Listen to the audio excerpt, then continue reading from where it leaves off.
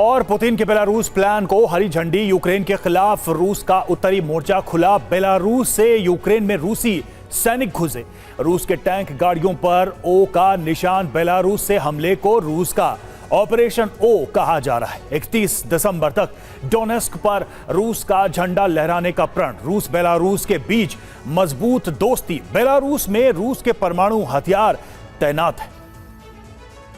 आने वाला एक हफ्ता वाकई बहुत क्रूशियल है, क्योंकि 31 दिसंबर तक अगर कुछ टारगेट सेट किया गया है तो वो टारगेट क्या है, मैप के जरिए आपको इंफॉर्मेशन वॉल पर समझाएंगे, जहां बेलारूस और रूस यूक्रेन का क्या समीकरण है। और ये इंफॉर्मेशन उस आधार पर, क्योंकि रूसी सैनिकों की तैनाती जिस लोकेशन पर इस वक्त की जा रही है वो है बेलारूस। और इसमें इंपॉर्टेंट ये भी है कि बेलारूस के तानाशाह लुकाशेंको ने मोर्चा जिस तरीके से खोला, इससे यूक्रेन को कितनी दिक्कत हो सकती है, यही अगला बड़ा सवाल होगा। तैनाती के साथ साथ एक और बड़ी खबर है, और यह खबर है परमाणु मिसाइलों की तैनाती को लेकर। बेलारूस से सेना घुसने पर जिस तरीके से नए युद्ध की शुरुआत हो सकती है। ज़ेलेंस्की को ज्यादा कम इन्वेस्टमेंट में शुरू करें अगरबत्ती बिजनेस। घर बैठे हर महीने 80,000 रुपए कमाने का मौका। ज्यादा जानकारी के लिए अभी डाउनलोड करें फ्रीडम ऐप। ताकत इसको लेकर जाहिर सी बात है लगानी पड़ेगी, क्योंकि 20 जनवरी से पहले युद्ध खत्म करना चाहते हैं पुतिन। अब 20 जनवरी की इस डेडलाइन को देखते हुए यूक्रेन की ज्यादा से ज्यादा जमीन पर कब्जे की इस रणनीति को लेकर रवि बड़े सवाल खड़े हो रहे हैं।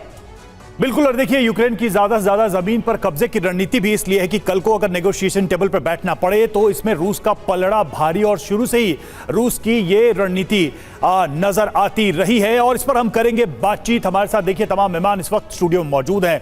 सुशील कुमार सिंघल, पूर्व राजदूत, हमारे साथ हैं। ब्रिगेडियर संदीप थापर हमारे साथ इस वक्त हैं।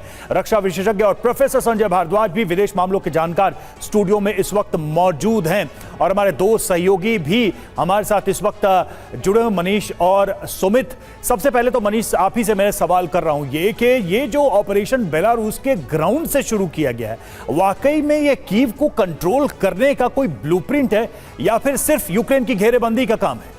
देखिए, इस वक्त तो कोशिश हो रही है कि यूक्रेन की सीमा के पास इस तरह के एक्सरसाइज करके एक दबाव बनाया जाए। पुतिन हर तरह की तैयारी करके रखना चाहते हैं। अभी देखिए, अभी हालात क्या है।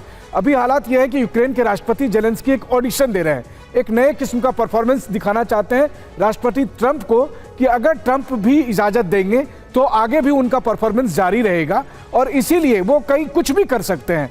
खबर यहाँ तक है कि कीव तैयारी कर रहा है कुछ लॉन्ग रेंज मिसाइल से सीधे मॉस्को पर अटैक करने की। आप सोचिए उस दुस्साहस का परिणाम क्या होगा।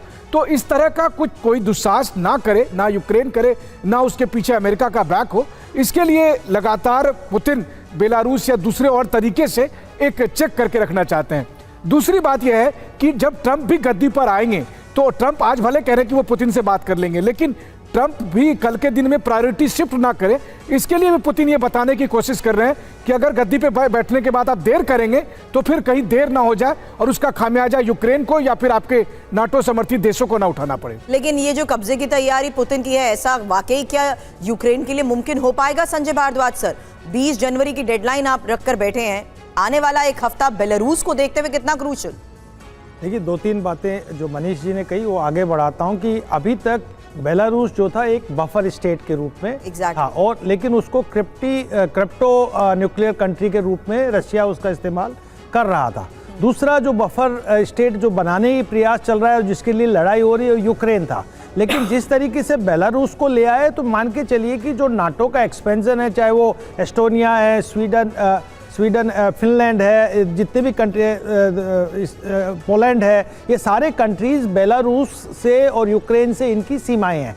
तो निश्चित रूप से जो वॉर है, जिस तरीके से बेलारूस आया है, तो वॉर में एक तरीके से जान झोंकने का प्रयास किया है, क्योंकि डेडलाइन जो 31 दिसंबर बना रहे हैं, एक्चुअली जो डेडलाइन है वो 20 जनवरी है। 20 जनवरी से पहले जो क्षेत्र रशिया अपने कब्जे में ले लेगा, जिस पे उसका खासकर जो स्लोविक रीजन की बात है, पूरा स्लोविक रीजन रशिया अपने कब्जे में लेना चाहता है, ताकि जो स्टेटस को मेंटेन किया जाएगा, जो पीस प्रोसेस और जो युद्ध खत्म होगा वो रशिया के पक्ष में बैलेंस ऑफ पावर होगा, और जो बैलेंस ऑफ थ्रेट है वो यूरोप, जो ईस्टर्न यूरोप कंट्रीज है, पोलैंड, स्वीडन और फिनलैंड, यहाँ तक लिमिटेड हो जाएगा। तो ये जो पूरा गेम है, बहुत ही सोची समझी रणनीति के साथ पुतिन आगे बढ़ रहे हैं और अपनी क्षमता और शक्ति को, चाहे वो कोरिया से सैनिक लेने की बात हो, चाहे वो बेलारूस और लुकाशेंको को साथ लेने की बात हो, ये पूरा जो स्ट्रेटजी बनाया है 20 जनवरी को ध्यान में रखते हुए अपनी स्थिति को मजबूत कर रहे हैं। और ये बात अभी आ भी रहा है, जो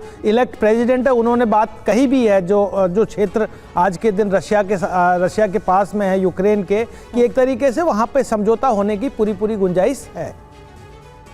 बिल्कुल। और देखिए, एक तरफ तो बात हो रही है समझौते की, लेकिन दूसरी तरफ आप जमीन पर देखें तो हर दिन ये जंग एक नए स्तर पे पहुंचता नजर आ रहा है।